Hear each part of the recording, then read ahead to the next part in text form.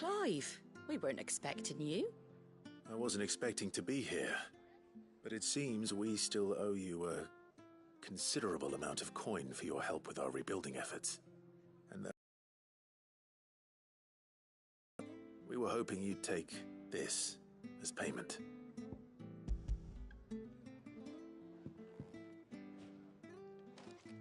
A star ruby? I can't accept this.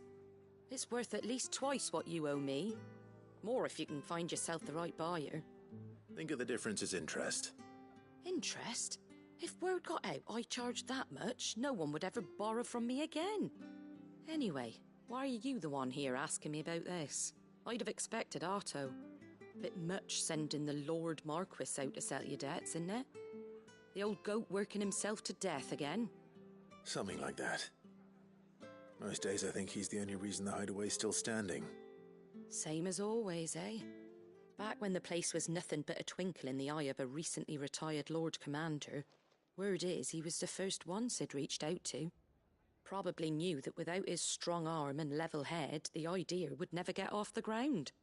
Sid may have been the face of the hideaway, but Otto's always been the backbone. And when Sid passed away, we were all worried that would be the end of it. That Otto would just give up. His death was hard on everyone. But it must have hit Otto hardest of all. But he didn't give up, did he? Quite the opposite, in fact. If I recall, he was the one who nominated you as Sid's replacement, and rallied the rest around you. I reckon what he saw in Sid, he saw in you too. And don't we all? Doesn't hurt that you're half as stubborn and twice as handsome, neither. That, and you keep good company. I suppose I do.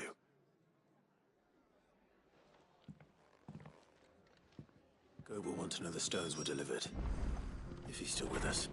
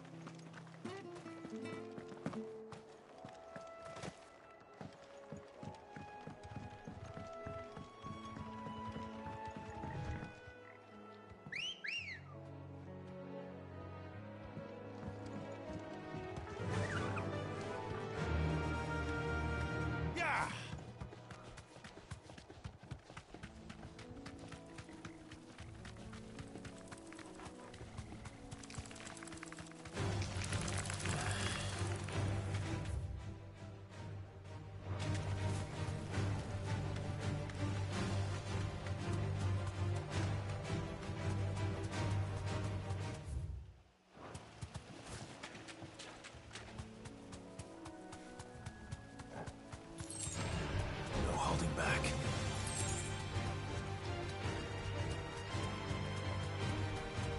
But it's certainly quiet. If I were a giant antelope, it would seem like just the place.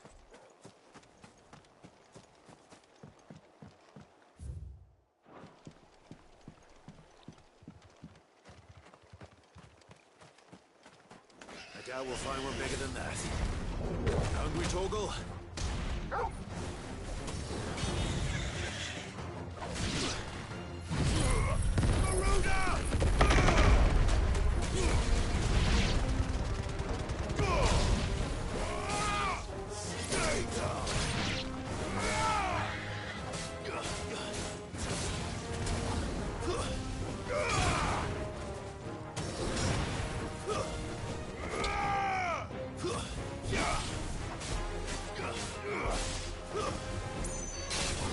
It's over.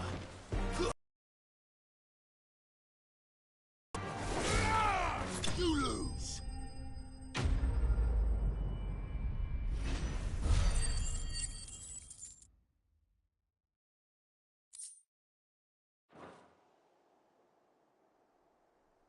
Now,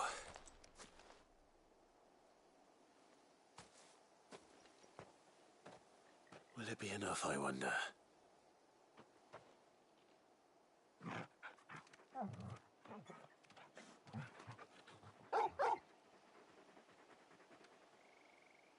I say that answers my question. Which means we owe the lawsman our thanks.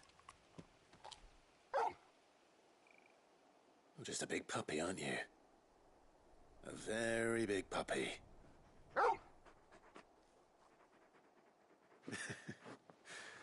You do know you can take that with you, Torgal. Lady Karen will be relieved to hear you've got your appetite back. Come on, boy.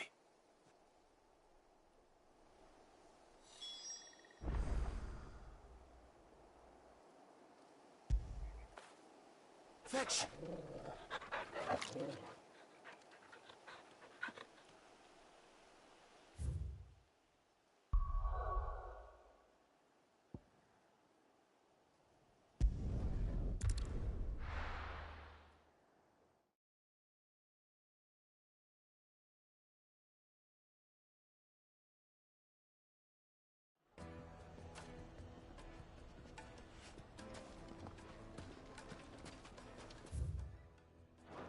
People take notice of wealthy men. Shouldn't be too hard to track down Karen's collector. Back again, are you? Any more trouble and you'll be barred for life, however deep your friend's pockets might be. Calm yourself. We don't know for sure. Yeah. It could have just been a tremor. Listen, I've got this theory. The Fallen, I don't think they all fell. Some of them are still living among us. You could be one of them. I could be one of them. Welcome. If you're hoping for a bed, I'm afraid you'll have to look elsewhere. One of our wealthier patrons has purchased the use of every room, hoping to keep out the riffraff, as he puts it.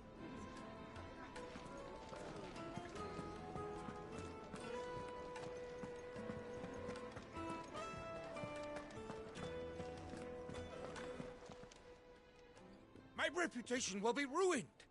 Ruined! Calm yourself, Lord Ignac, I beg of you, before you do yourself a mischief. Pardon the intrusion, but... Out! Get out!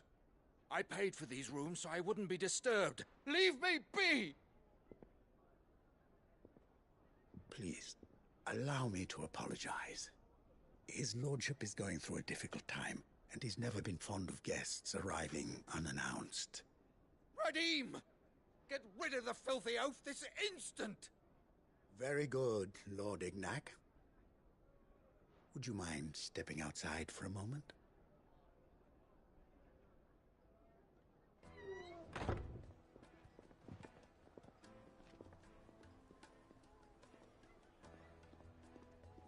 I'm sorry if I've caused you any trouble. That? Oh, no. That's just how his lordship is. Though the morning's events have left him somewhat fractious. He has been dispossessed of his luggage, you see. The thieves also made away with a considerable amount of coin.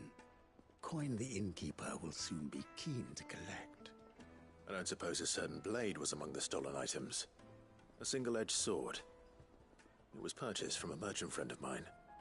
Ah, you know Lady Karen. Yes, I'm afraid it was.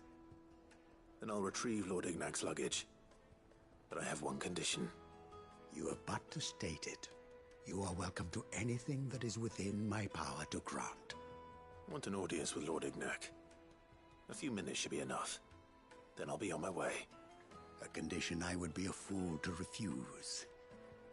Of course, you shall have your audience. I don't suppose you saw where the thieves went. I did not, no. Though some discreet inquiries made on his lordship's behalf mean that I know where you might find them. The bandit's bed. Every ill-gotten coin in Dalamal is said to pass through that disreputable corner of the Valcroy. And that's where I'm heading. I shall speak to Lord Ignac in your absence, and arrange for an audience upon your triumphant return. That will be very kind of you. Best of luck.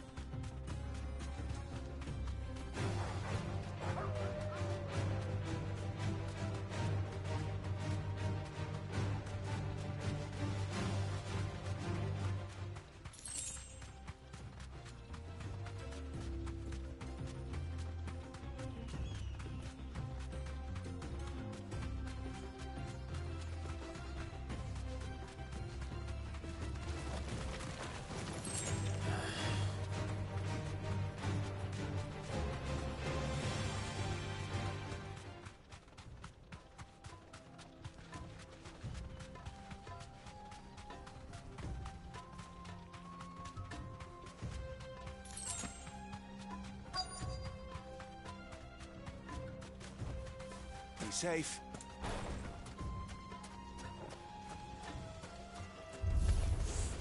We've got company! Come on, lads, let's tear the bastard's head off!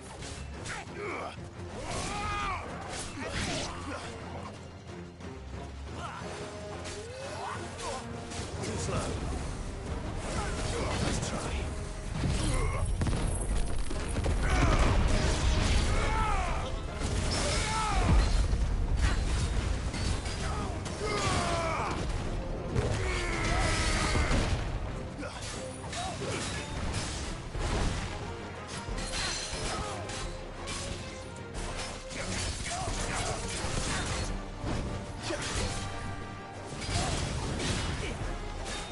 Too slow.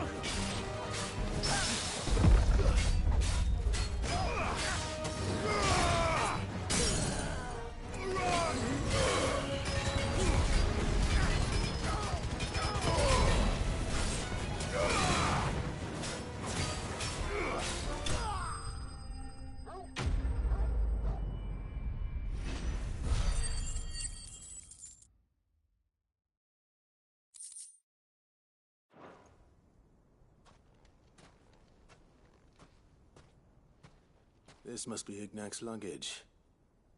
Nothing seems to be damaged. All right. Let's get it back to Dalamil.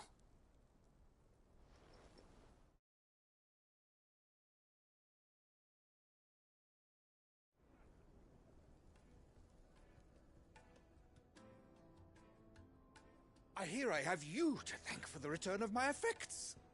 What shall I call you, my good man? Wyvern. Glad to make your acquaintance. A formidable name indeed. Well, Wyvern, I appear to be in your debt. Redeem here tells me you wished for an audience. Is that all? A few moments of your time should suffice, yes. You're a peculiar fellow, Wyvern.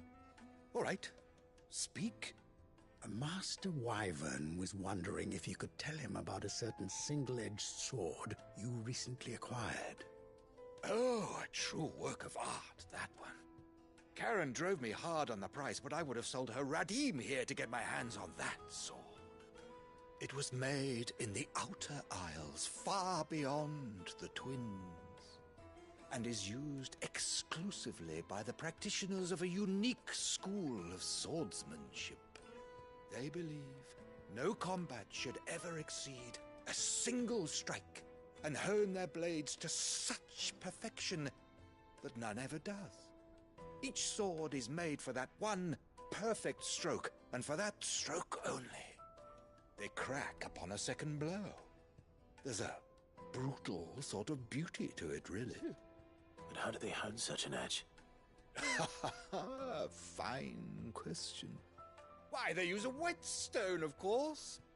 Whetstones, rather. A whole array of them, ranging from the coarse to the fine. 10,000 licks with the sharpening stone, then 10,000 more. But it is the final stone which lends the blade its legendary sharpness. A mineral quite foreign to this great realm of ours. And that is the key. The secret ingredient. Wyvern, it occurs to me that my little lecture is hardly equal to services rendered. Take this, together with my regards. The very stone of which I spoke, far rarer among collectors than even the blade itself, and a far more fitting payment. Thank you. Pardon the intrusion, my lordship. However, it is long past time we prepared ourselves to depart. So it is. I am locked in bitter competition with a rival collector of curiosities. I am one step ahead of the unscrupulous scoundrel, but he is hard at my heels. And there are many other collectors out there. Too many to count. Nemesis, Lord Byron Rosfield, and is a perennial thorn in my side. I can imagine. Farewell, Wyvern, may our paths cross again. Radim, we mustn't dawdle.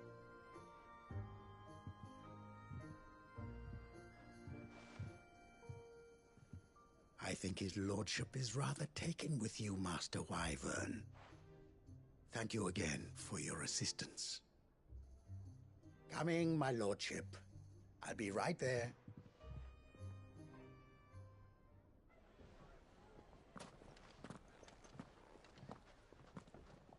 Trust Uncle Byron to find such an interesting rival. Now, let's see what Blackthorn makes of this whetstone, shall we?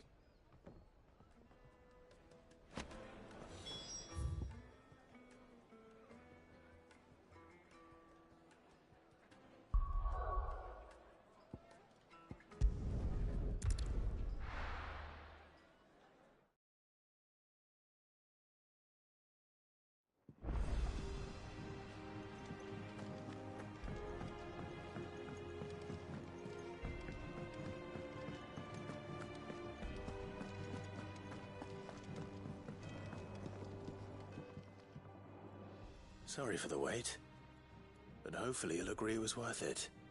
You learned something about that sword, then? I did better than that.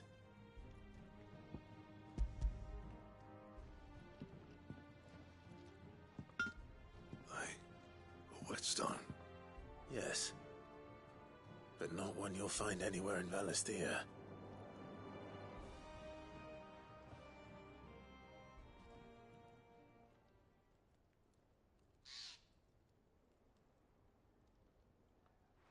No wonder I couldn't get the same finish on the grinding wheel. One hit and all done, eh? Might not be so bad if all you ever fought were duels. But good luck on the battlefield. Your second opponent would be your last, no matter how good you were. Even so, is there some way it could be used to give the Cursebreakers an edge? I think so, yeah. With this whetstone and the right kind of steel, I could probably even make a twin of the blade that rattled me. But there'd be no replacing this little rock once I worn it down to a sliver. I reckon we get a dozen swords from it, if that. Swords that the Cursebreakers wouldn't know how to wield properly, and that would see them through a single fire piece.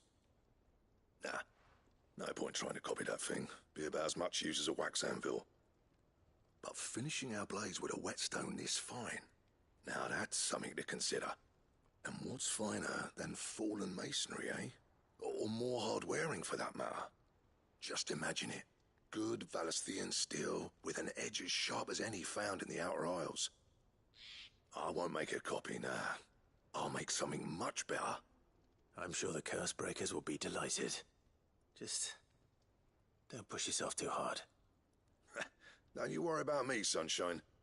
I've been working day and night since I was half your age, and I'll still be here when you're long gone. Hey, thanks, Clive. I mean it. I owe you one, August too. It's good to know someone's looking out for me. He'll be happy to hear you said that. And I'll see that my debt to you's paid. First new blade I make's got your name on it. You come and find me when you've got the materials. All right. I will.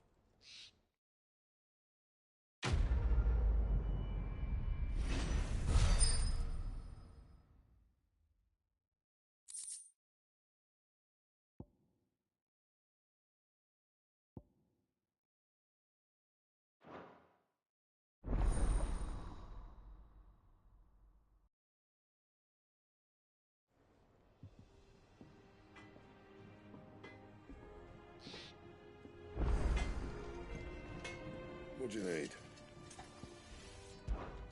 So, what'll it be?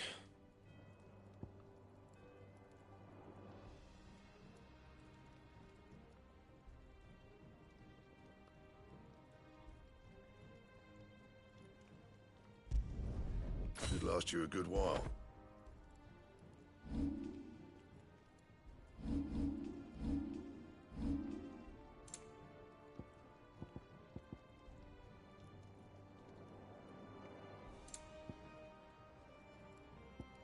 That it?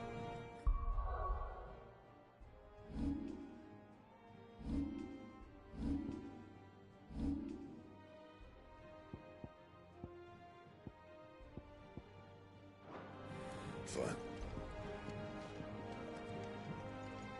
Crack the crystal too?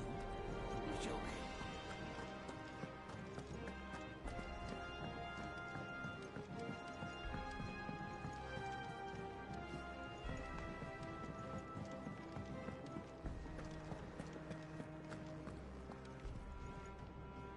I noticed you and Torgal had gone off somewhere. Take him for a walk, did you? You could say that.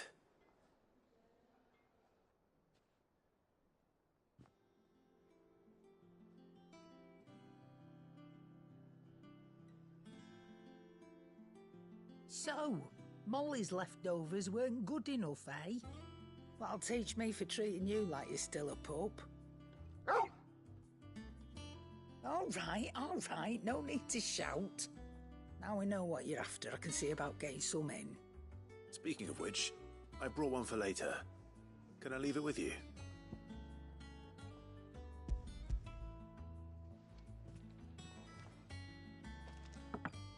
You can, aye. I'm nice like that. In return, you can thank Tomes for me. The bloody know-it-all. I was just on my way to see him.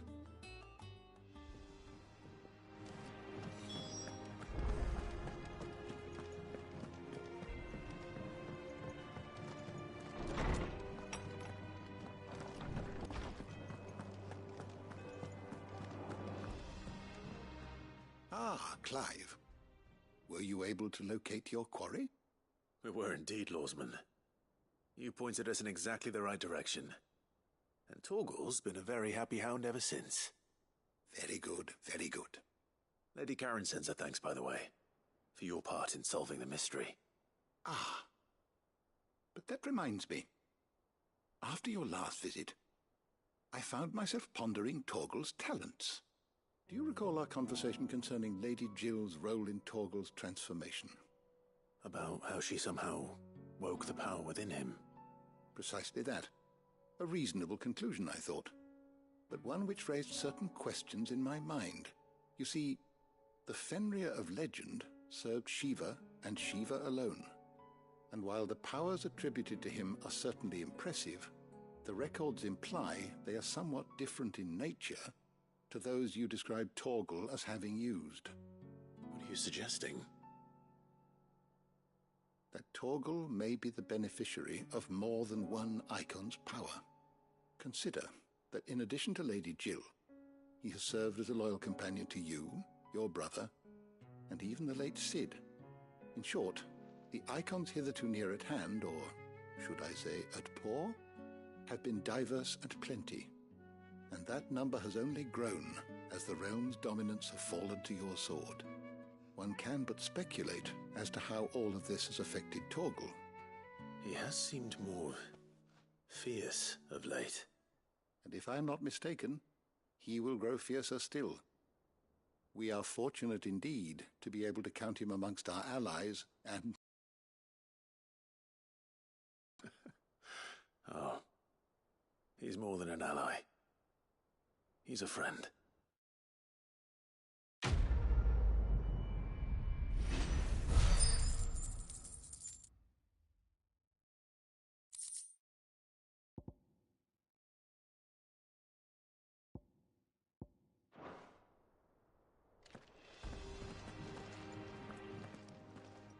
How good it is to see you, Clive. I have said it many times.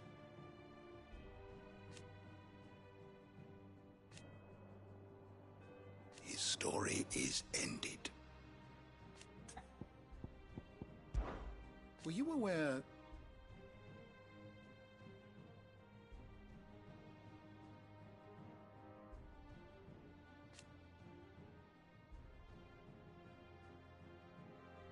But what of the twins themselves?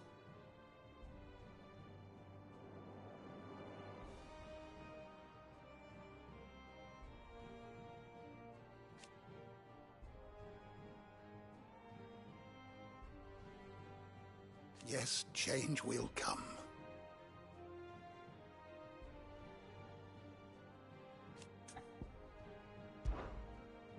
I have a few new notes that might interest you.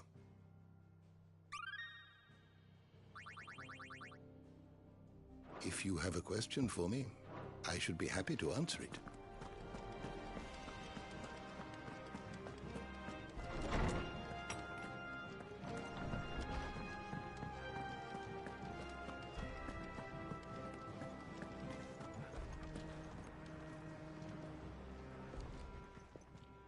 Well, don't just stand there gawping.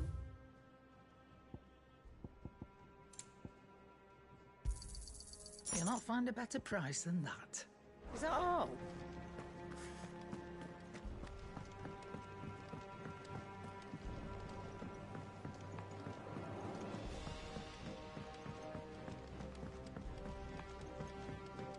Mid told me she was building a ship. Really?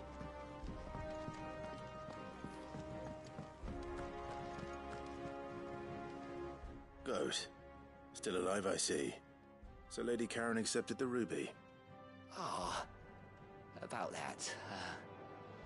I tried my best, but she was just too stubborn to take it. She threw it right back in my face, in fact, and told me I could stick my stupid stone where the sun don't shine. Karen refused payment. I hope it wasn't something I said. I'm sure you were as tactful as ever. Let me see what I can do. Oh, wonderful. I hope you have better luck than I did.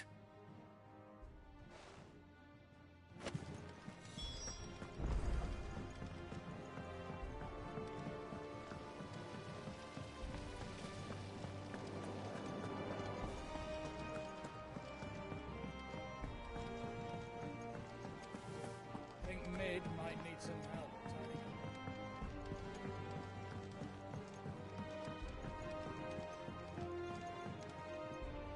All right there, Sid? How's that hunt for the bomb ash going? I have it here.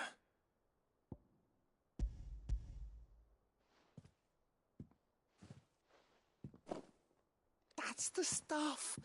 And plenty of it, too. Enough to keep the Olympic bubbling away for a good old while. You're a gent, Sid. Let nothing say otherwise. Right then, let's get this contraption up and running.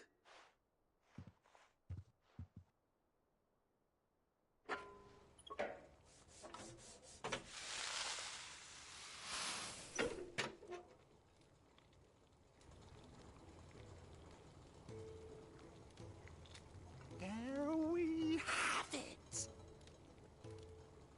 The Telemon Alembic. And it works just like the chief said it would. Very impressive. Says the man who cut down a burning boulder. Speaking of which, I still haven't returned the favor. There's no need. The good it will do for the hideaway is reward enough. Don't be silly. Why don't you let me take a look at that bag of yours? The one you keep your potions in. Reckon I could work some magic on that, huh? What kind of magic? Well, we happen to have isolated a substance in our test run of the Alembic that I reckon will make even the toughest lever supple as anything. Thought we might use it to breathe new life into old boots and the like. Save the hideaway a few gil. But I reckon if we slap a bit on your bag, it'll loosen it up enough for you to squeeze in a bottle or two more. Well, it can't hurt to try, I suppose. That's the spirit. Leave it with me. I'll only be a mo.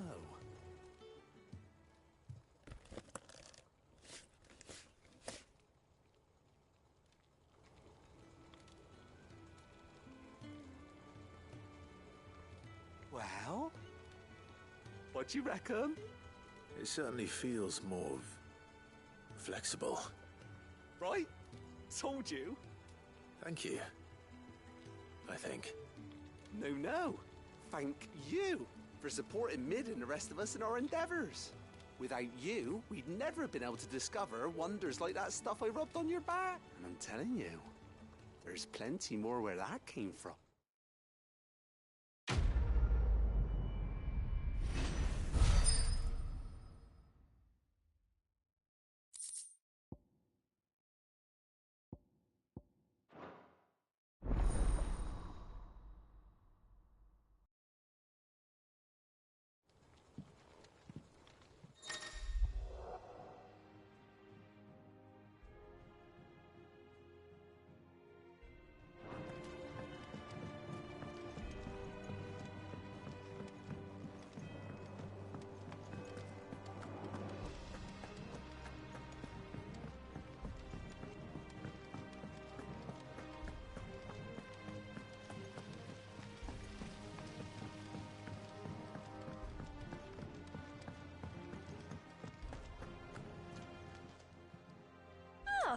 wasn't expecting you back so soon. You earned this.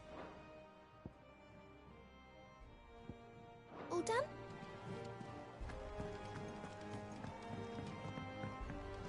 Mid told me she was building a ship.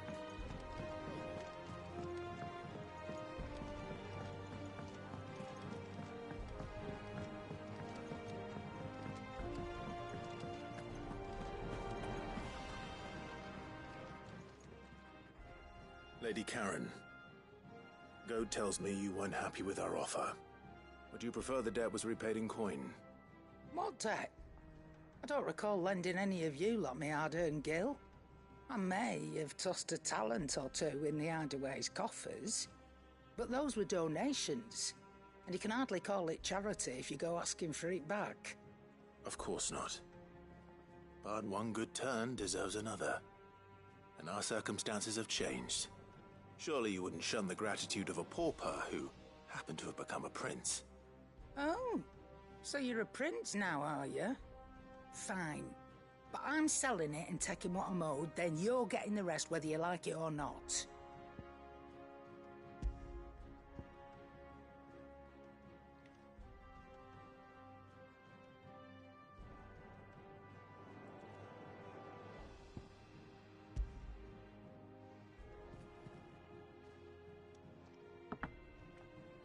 Where'd you even get this? A decent trader might nab 1,000 talents for a star ruby. A canny one, meanwhile, might claim it were nicked from the belt of Sid the Outlaw himself and ask twice as much. Might be I already have a buyer in mind. Might be you even know her. A fine continental maid whose beauty's only eclipsed by a guile in commerce. You wouldn't mind, would you? Not at all. Just be sure to tell her that it's always a pleasure doing business.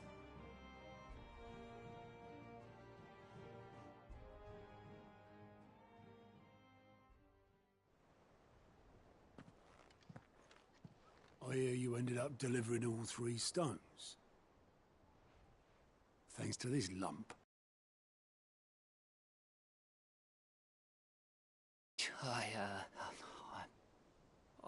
I still haven't been paid last month's wages.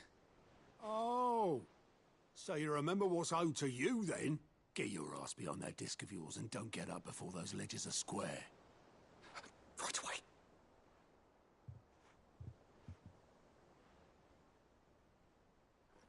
I've seen that before.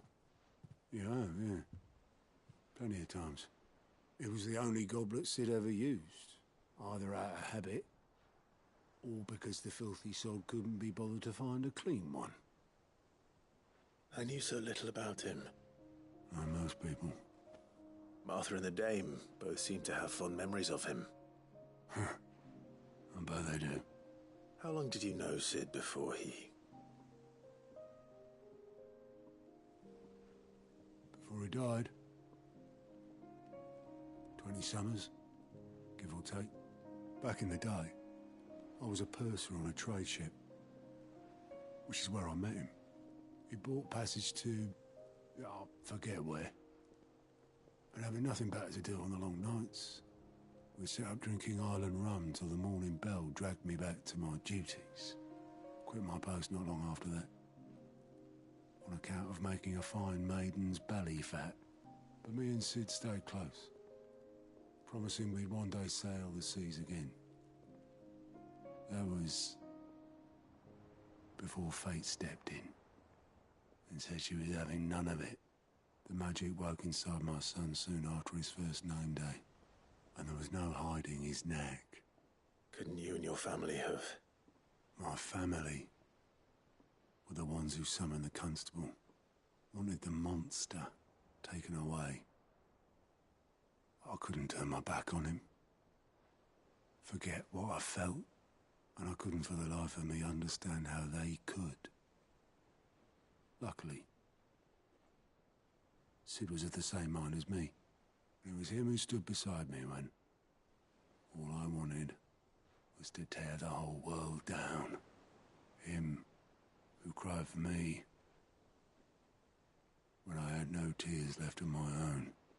Him who swore he'd do everything he could to stop it from happening again. And he was true to his word, too. Left the Royal Army once and for all. His ranks, his ribbons, gone. Just like that. Threw away everything he had. All to right a wrong that no one else had the courage to face. I knew then I'd follow that man to the ends of the earth.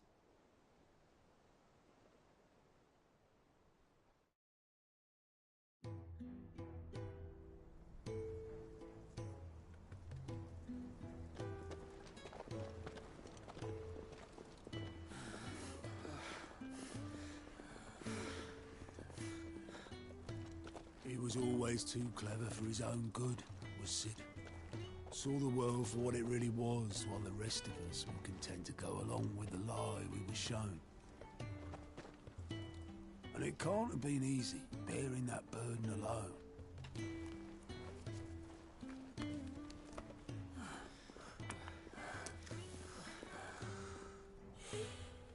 But he didn't let it stop him. He never lost faith in what he believed was right. And that gave us faith in him. Faith he'd steer us true. So I swore to myself that I'd always be right behind him, ready to catch the stubborn sod, if ever he should fall.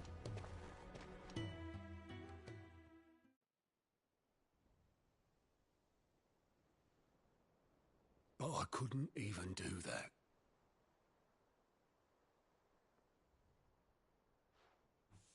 Ignore me, just the ramblings of a tired old man.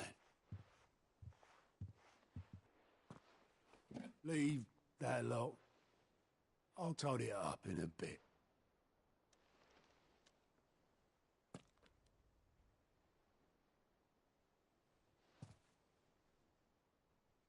This is Sid's handwriting.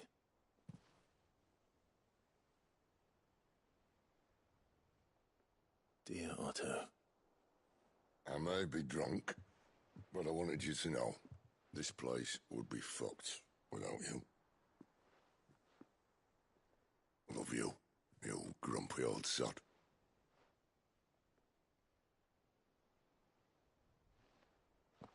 This note. Hmm? What about it? Sid was right. Without you, we'd all be lost.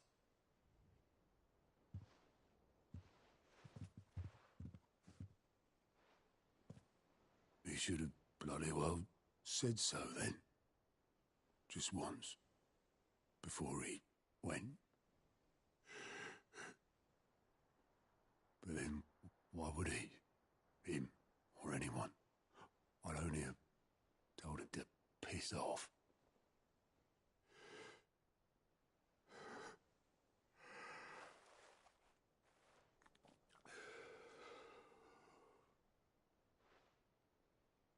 You're wrong, though. Both of you. It was never just me keeping the hideaway afloat. It was all of us. I just shoved people in the right direction, and I barely seem to be able to do that anymore.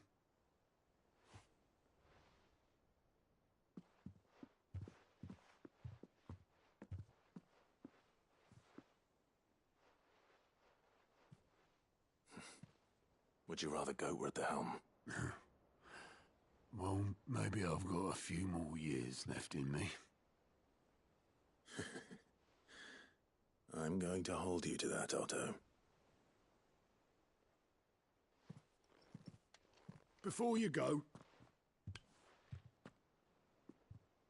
Sid would have wanted you to have this. But that's... This'll do me just fine.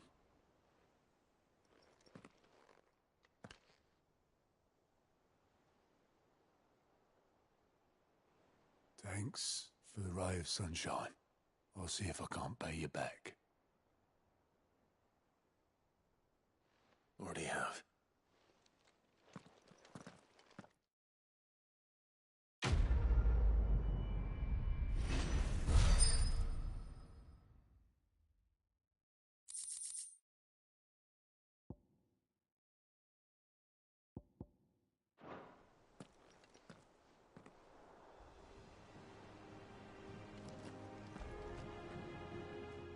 All right, Clive. Astrix. Mid finished sending half the hideaway traipsing across the twins, has she? I swear, that girl'd do anything to put off visiting her old dad's grave. No excuses now, though, eh? Not quite. She said there was one final thing she had to take care of. I'm sure she'll be finished soon enough. She said that? In those words? She did, yes. Clive? Were you born yesterday or something? There is no thing.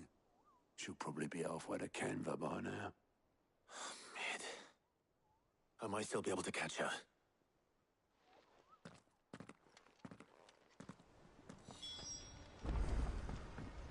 Mid told me she was building a ship.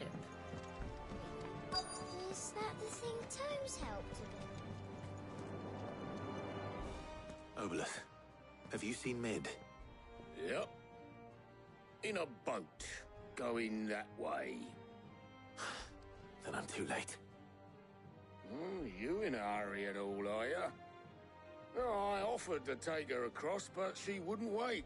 Just paid for a dinghy and rowed off. Oars going like the clappers. Got some life in her, ain't she? But anyway, I was on my way up to see you, as it happens. Got a letter for you. Urgent, by the sound of it. One of your uncle's men said I was to hand it to you in person, post-bleeding haste. And you're here now. Thank you, Obelith. Don't mention it. What tidings, Uncle?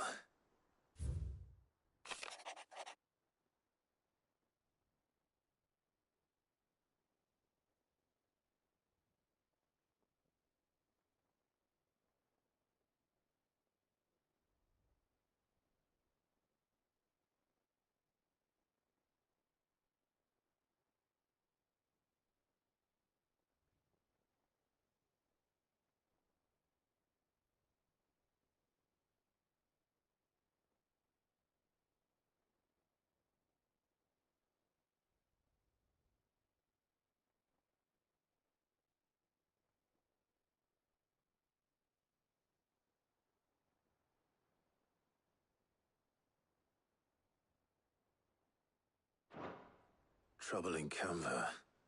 Well, I'll need someone to keep an eye on Mid.